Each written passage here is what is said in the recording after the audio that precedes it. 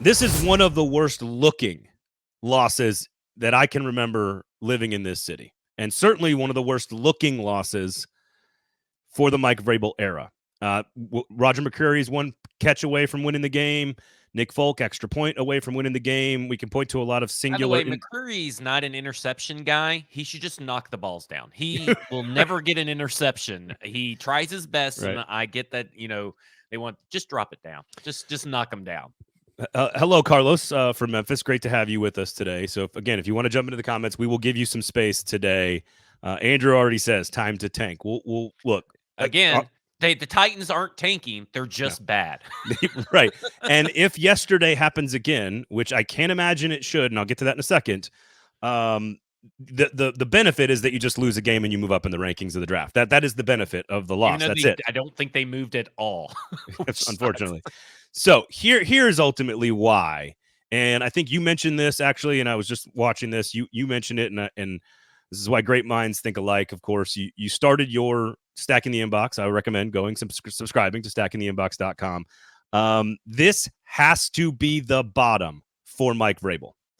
That's it. Full stop. This loss has to be the bottom because the context around this loss is the worst of his entire tenure, in my opinion.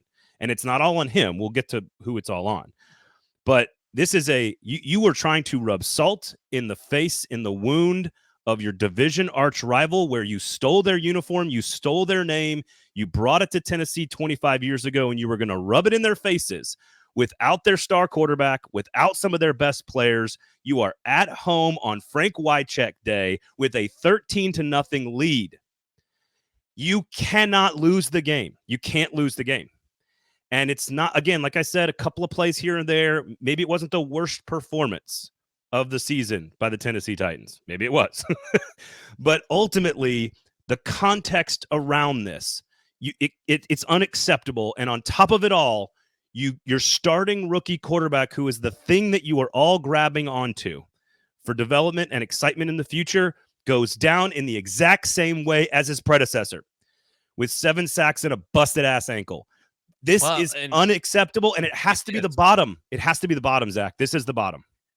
It can't get much worse than yesterday because of the Oilers, the legends at the game, because of, Frank Wycheck Day, because you're at home as well, and who the opponent was and what they fielded. I mean, it can't get much worse. I can't think of a worse way to lose a game in the context and the environment, everything involved. Like, I mean, it was one of the worst losses. And to me, an owner who probably is not, I believe an owner that does not handle really embarrassing losses very well. I would say that I don't know how much we're going to hear the rest of the way from Diana Rossini or whatever mouthpieces may be out there from the Tennessee Titans that no chance Mike Vrabel's not going to be here, Tennessee Titan head coach. Like, I have to think that Amy Adams Strunk really has a tough time stomaching that loss yesterday. Yep. And I don't blame her. Hey, listen, I'll be honest. I went out right after the game. We went hotel bar hopping, and I didn't think once about the Tennessee Titans. Fantastic. And I woke up really late, and like the first thing that I thought of was, man, I bet Amy Adams Strunk was pretty fucking pissed and embarrassed yesterday. Yep. And I would assume that whatever chances that you have given Vrabel to be here next year, whether it's 0% or 100% that he's going to be here, one of those things have fluctuated in the wrong direction, or for Vrabel's job safety. In the wrong direction for Vrabel's job safety. You may be okay with it. Who knows? If you're listening to this podcast and you're fine that now the chances have increased that Mike Vrabel may not be here, or they may be open to the idea of trading him. It doesn't matter. I think that you look at yesterday, and we'll talk about the blame game, which is just like chicken and the egg is kind of how I describe it. Right. It's just like it's like a snake eating its own tail. The Ouroboros of Titans blame. Yeah. But like you're right. It's the worst loss, in my opinion, in the Mike Vrabel era. Now we have seen some like the Browns, the Eagles, the Packers snow game, but the context around this game versus those other games that are just like a regular season game is that you got eliminated from the playoffs on top of everything else. 100% eliminated. The earliest that you've been eliminated from the playoffs since Wisenhunt, and the earliest in the Mike Vrabel era by far.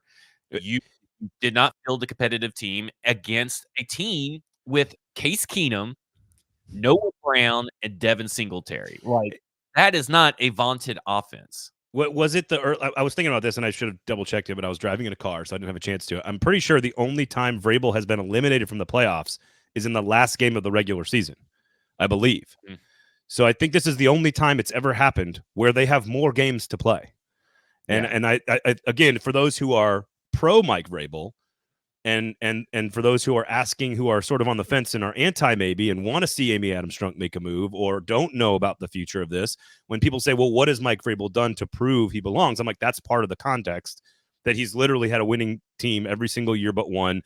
2019 AFC Championship, that he took coach of the year with 91 record injuries, and last year with a shell of a football team was one quarter away from winning the division and getting back to the playoffs again. He has done more with less in almost every year of his entire career. And I think that context is important.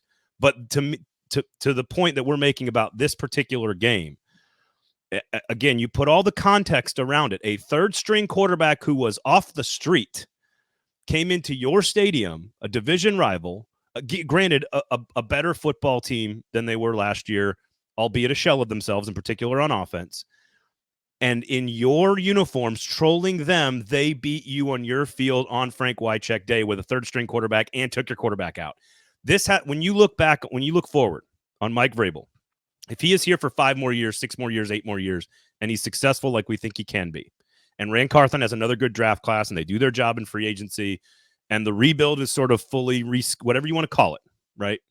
Glow up, whatever you want to call it. Don't care what you call it. This rebuilding of the roster to add talent, that Sunday yesterday has to be the bottom of the barrel. Like you can't go any further below that.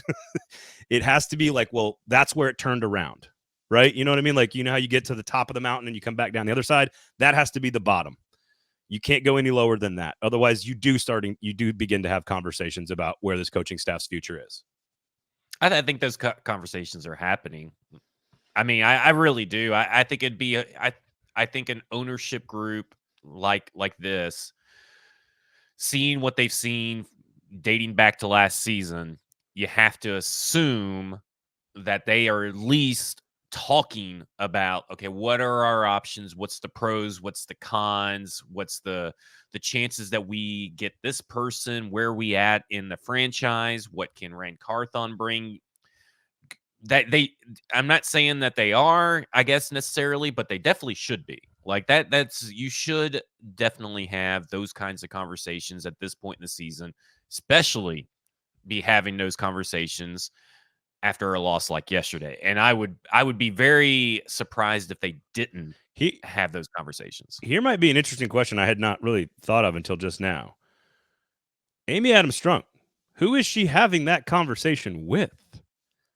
Like a bunch of non-football guys. Those are not she doesn't have any football people to lean on in her circle unless she's talking like Tommy Smith, I guess. I mean, maybe she's talking to him. Maybe she's talking to maybe past GMs. I don't know. That she has came in contact with. Maybe she's talking to I don't know who she would be talking to. So, like, she's obviously got a circle of advisors, presidents and CEOs inside the building, but none of them are football guys.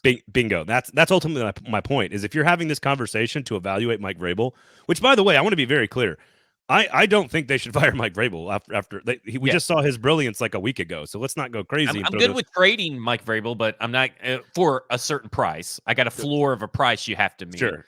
But I mean, I'm out on firing him. But Amy, and I trust Amy Adams Strunk to make a lot of great business decisions about. I think she's done a brilliant job of rebuilding the trust inside of the community. New Titan Stadium deals notwithstanding, to the opponents of that deal and understanding why they oppose that deal. Blah blah blah blah blah. Whatever. But by and large, she's done a lot of really good work to sort of like reattach the Titans brand into the Nashville market. Now, none of those people showed up, of course, on Sunday or the last few games, and I'm assuming won't show up in the last couple of games. I just don't think she has a lot of folks in that room that she can rely on from a football standpoint. I think she has to talk to herself about it, which is why I don't think, number one, it's going to lead to anything right now. This is what my ultimate point is, I guess, about it being the bottom. If it's not the bottom and there are more games that are worse optically than yesterday, then there's probably an answer to the Mike Vrabel future question. If yesterday was, in fact, the bottom, and you continue to see Mike Vrabel and Rand Carthon beginning to find a groove together, and they figure out free agency and they figure out the draft, and they have another draft class like last year, then yesterday will be the day we look back on and we say, that was the bottom. That's when we hit rock bottom. We got off the sauce. We went to the meetings. We're clean and sober. We're ready to roll. That's gonna be what Sunday needs to be for the organization.